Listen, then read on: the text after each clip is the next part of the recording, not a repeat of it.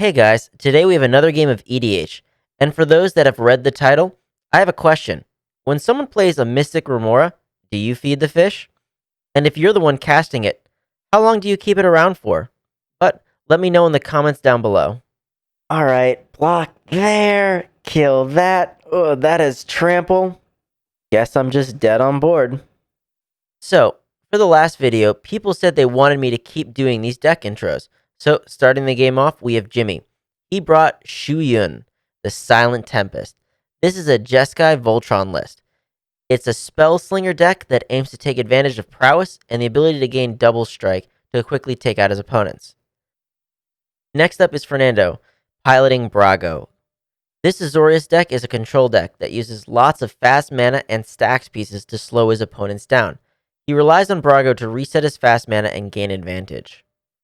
Third up is Rick. He brought a new commander combo to the table. He's running Jeska, Thrice Reborn, and Ishai, Ojutai Dragon Speaker. This deck is a Miracle Grow deck that tries to stick Ishai and protect him till he's large enough to one-shot a player. He's partnered it with Jeska to take advantage of her triple damage ability, as well as another infinite mana combo he runs. And lastly is Steve, piloting Rielle, the Everwise.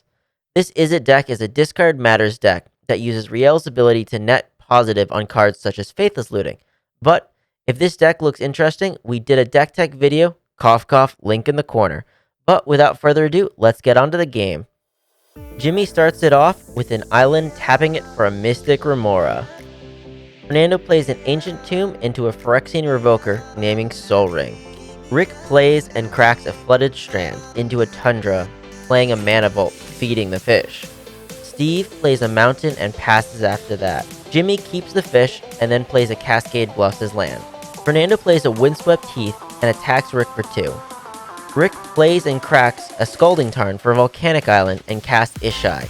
At Rick's end step, Steve basic land cycles in Ash Barrens, finding an island. Steve then plays that island and casts Baral, passing after that. Jimmy keeps his fish and plays and cracks a Polluted Delta for a Tundra. And in response, Fernando cracks his own Windswept Heath for a tapped Hollowed Fountain, not doing anything. Fernando plays a Snow-Covered Plains and casts Brago. He attacks Jimmy with a Revoker and passes after that. Rick realizes he needs to add counters to Ishai from Brago and then plays a Mountain. He heads to combat and rolls to see who he's swinging at, and the Dice Gods point Ishai at Jimmy for 3. Rick passes after that. Steve plays an Ancient Tomb and goes to cast Rielle, attacking Jimmy for 1 and passing after that. Jimmy refuses to let the fish die. Keeping it. He passes, going to discards, discarding a Cursed Totem. Fernando plays a Prismatic Vista and then heads to combat. He swings a Revoker at Rick and Brago at Steve. Fernando flickers his board, having the Revoker re-enter and named Mana Vault. On his second main phase, he cracks his Vista for an island, passing after that. Rick, dismayed that no one's casting spells, debates if he wants to start feeding the fish. Draw. No one played any spells. You guys are killing me. I cast the spell on my turn. Feed the fish. Feed the fish. I'm about to start. Yeah. I know. You guys are getting impatient, I can How many tell. cards are in your hand, Jimmy? I have a full grip. Full grip of cards. I'm gonna start feeding the fish because I Don't can't. feed the fish, Rick. He plays another Mountain, and staying strong, Rick instead casts Archon of Emeria. He moves to combat, hitting Steve for 4 and passing after that. Steve has a short turn, swinging at Jimmy for 1, passing after that. Jimmy finally lets the fish die, You guys did it. Fish is dead. and instead casts a Talisman of Creativity. And at his end step, Steve casts a Thrill of Possibilities, to which Fernando responds by casting a Mystical Tutor. And then Rick responds to that by casting a Mental Misstep, countering the tutor. What the fuck's happening? Where's my fish? The stack resolves, and Steve discards and draws from Rielle, and then draws from the Thrill. Fernando plays an island and casts a Confounding Conundrum. Rick misses the Ishai trigger. And, moving to combat, Fernando attacks the Revoker at Rick and Brago at Steve, blinking his board to draw more cards. Rick moves to combat and swings Ishai at Fernando for 7. But before damage, Jimmy casts an Anticipate to pump Ishai up for 1 more. Steve casts a Soul Ring and swings Rielle at Jimmy for 1, and at his end step, Rick casts an Impulse. Moving to cleanup, Steve has to discard, triggering Rielle to discard again. Jimmy plays a Cephalid Colosseum and casts a kick thieving skydiver, stealing Steve's soul ring. Steve taps it for mana in response. At Fernando's upkeep, Rick realizes he's tapped incorrectly. At your upkeep, Fernando. Oh, I tapped down incorrectly. Never mind. Yep. And Fernando plays a tapped Misty and attacks Steve for 2 with Brago. He blinks and draws more cards, renaming Soul Ring for the Revoker. On his second main phase, he casts Sensei's Divining Top, to which Steve mental missteps. Rick, taking advantage of this, casts a Braid targeting Steve's Rielle. The stack resolves, and Steve triggers both Brawl and Rielle from casting a counterspell. After all of this, Jimmy casts a Mystical Tutor for a Chain of Vapor. Rick plays the Plains and moves to combat, swinging the Archon at Jimmy for 2 and Ishai at Fernando.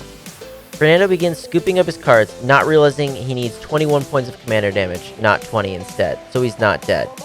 On Rick's second main phase, he casts an Azorius Signet and passes after that. Steve has another quick turn, playing an island and casting a Talisman of Creativity. Jimmy casts his commander, Shu Yun, and passes as well. Fernando cracks his Misty on his upkeep. He then transmutes Muddle the Mixture for a Cyclonic Rift. Fernando swings for Rick and blinks and renames Azorius Signet with a Revoker. He then casts a Chromox, imprinting Smothering Tide. Rick casts a Bifrost where X equals 4, to which Steve mana drains it. Rick then swings Ishai at Steve for 16 and Archon at Jimmy. This successfully lands his second opponent at 20 commander damage. Steve gets 5 colorless mana from the mana drain and plays a Flooded Strand as land for turn. He recasts his commander, and at Steve's end step, Jimmy casts an Expedite to draw a card. Jimmy cracks a Misty, forgetting that it enters tap from the Archon. He fixes it and goes to try and kill Steve by casting Shelter, targeting his commander, to which Steve dispels it. This triggers both Brawl and Rielle. Jimmy moves to combat and decides to swing at Rick, giving Shu Yun double strike, dealing 6 commander damage to Rick, passing after that. Fernando doesn't want to sandbag it and just overloads the Cyclonic Rift, to which Jimmy responds with a Chain of Vapor at his Brago. Fernando copies the spell, bouncing his own Chromox. He then recasts the Chromox, imprinting a mana drain. He uses it to cast a Graph Digger's Cage and moves to combat, attacking Steve for 2. Rick rebuilds on his turn, playing a Bloodstained Mire, casting a Mana Vault into his commander Ishai, to which Fernando responds with a Force of Will, pitching a Swan Song. Rick follows it up with the Archon. On Steve's upkeep, Rick fetches, Just in case there's some sort of Haven. Yes, I am definitely playing Aven Mind Sensor in this deck. Not I run you. Haven. Well, a good point. Good point. I'm just gonna get a plateau. Steve then recasts Rielle again, passing and discarding due to hand size, triggering Rielle and having to discard again. Jimmy plays a tapped Sacred Foundry and then casts his Misty for an island, not realizing he triggered the Confounding Conundrum, having to bounce one of his lands. He then casts an Extract for Steve's Underworld Breach. At Jimmy's end step, Steve cracks his Flooded for an island. Fernando attacks Jimmy for 2 and plays a Drannith Magistrate. And at his end step, Rick swords the Magistrate. Jimmy contemplates whether or not he should try and stop it with his Flusterstorm. I can Flusterstorm. Oh no! But I don't know if I want to. Yeah, I don't think I want to. Rick spends his turn recasting Ishai, and then sends the Archon at Jimmy for 2. Steve gambles for a card, discarding a Soul Ring, and swings Rielle at Rick for 6, playing a tapped Steam Vents and passing after that. Jimmy replays his tapped Sacred Foundry, and thinking he needs a blocker, recasts Shu Yun, passing after that. Fernando plays a Spellseeker, tutoring up a Swords to Plowshares, passing. Rick giggles, seeing what he drew. Oh, I just drew a weird fucking call. He then casts a Pyrostatic Pillar. He moves to combat, swinging at Steve, assuming Steve has an answer to Ishai. Unfortunately for Steve, he grabbed a red spell, not having the colored mana open to cast it, and as such, dies to Ishai. Jimmy plays a tapped Glacial Fortress and casts a Sun Forger.